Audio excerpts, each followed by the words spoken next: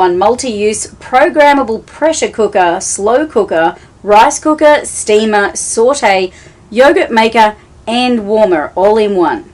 So let's start off with the specs and the size of this unit.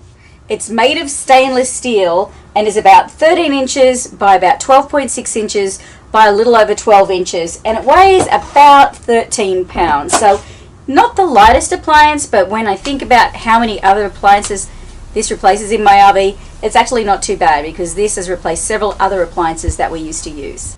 So let's take a look at what comes inside the Instant Pot. This is actually the 6 quart. It does come in 3 sizes, a 3, 6 and 8 quart, and we got the middle size being the 6 quart.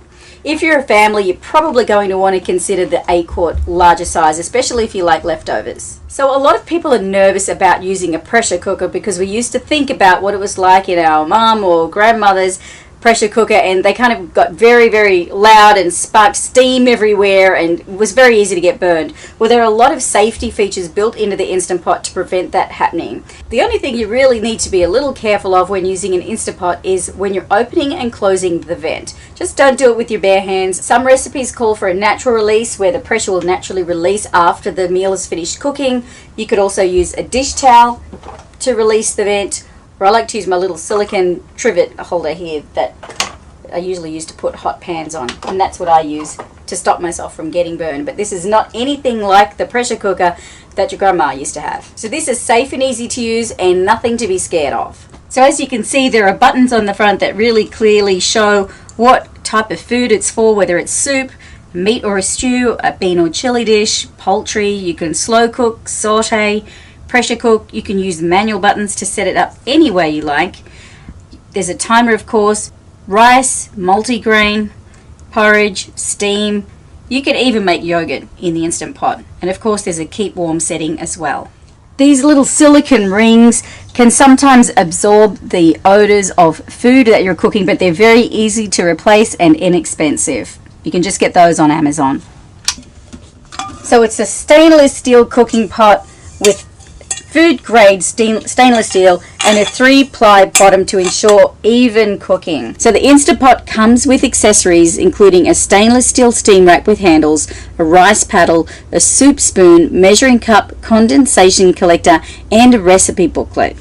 One of the reasons the Instant Pot has become so popular is you can use it to cook just about anything for one pot, easy cooking, especially if you have a busy life or on the go. For us living in an RV, we're limited with space and weight, so the less number of appliances we can carry that can do the most functions, the better it is for us. So that's one of the reasons we love our Instant Pot.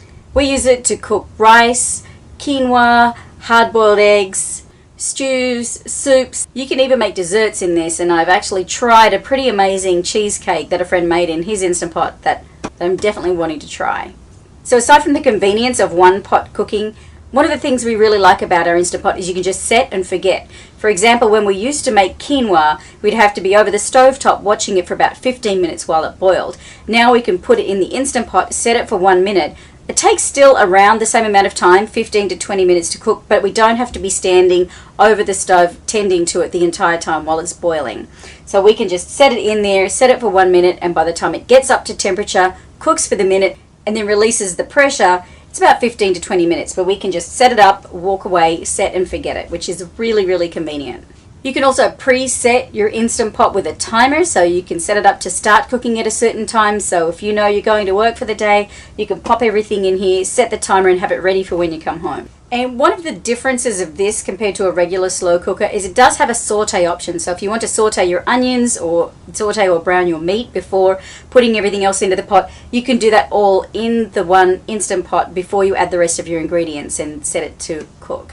The great thing about this is it's really consistent and predictable results every time you cook. You can cook on low pressure, high pressure, and you can set it manually to however long you want to cook it for. So it speeds up cooking time by 2 to 6 times and uses 70% less energy. Meals cook in a fraction of the time they used to with a regular slow cooker, and it's super easy to clean because you just have the one inner stainless steel pot to clean. The 24-hour timer allows for delayed cooking, and the brushed stainless steel exterior is fingerprint resistant.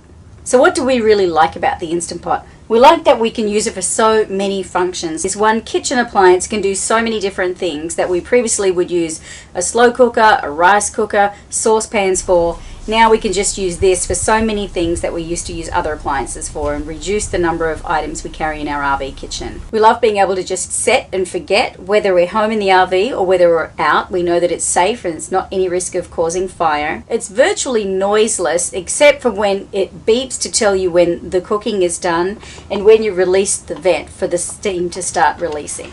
So what don't I like about the Instant Pot? I think the two big things for me would be the weight. This weighs about 13 pounds, which is about double my previous slow cooker / rice cooker appliance, which was really nice and light.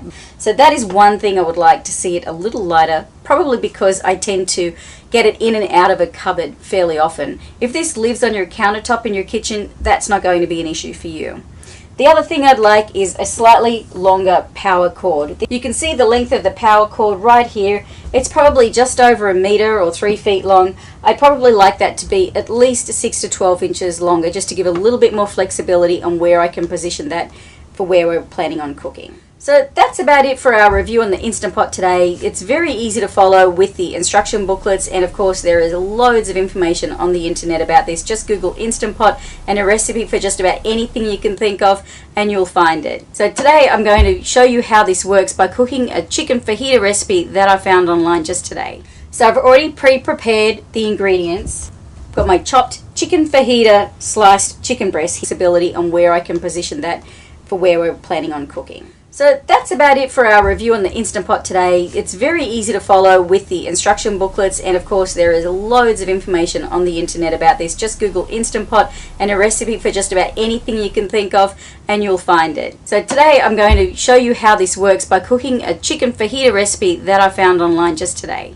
So I've already pre-prepared the ingredients. I've got my chopped chicken fajita, sliced chicken breast here, topped with some fajita seasoning.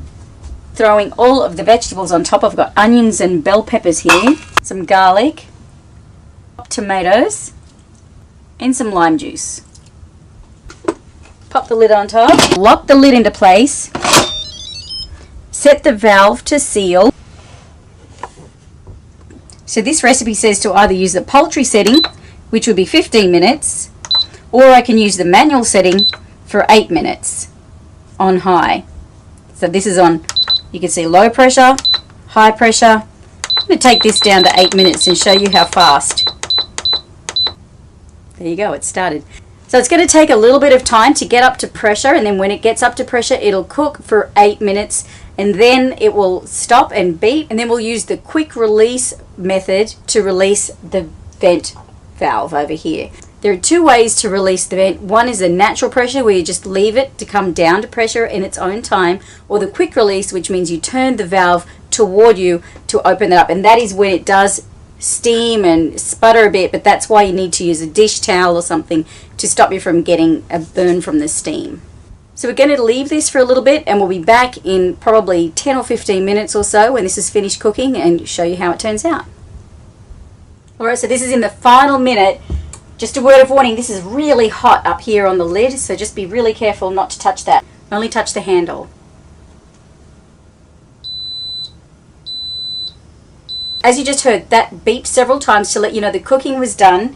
It's now going into a timer mode, so we will now, instead of the numbers counting down to say it's still cooking, the number will start going up to say how long it's been sitting in the warm mode. Now let's release the valve. I've got a kitchen towel.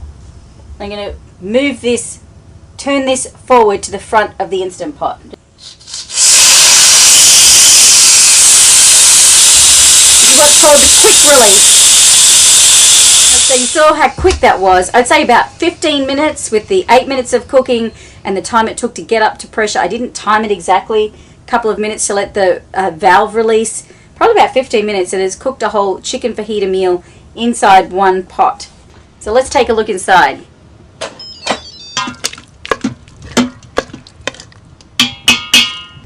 So there you have it, Instant Pot chicken fajitas. This is going to be delicious in some tortillas. You could even serve it on rice, and of course with some refried beans. That would be pretty tasty. Well, I hope you enjoyed this review and found it helpful. If you have any questions, be sure to put them down below. We'll be happy to answer them. And we'll put the links to this 6-quart and the other sizes that the Instapot is available in down in the video description. And if you have any other suggestions for products you'd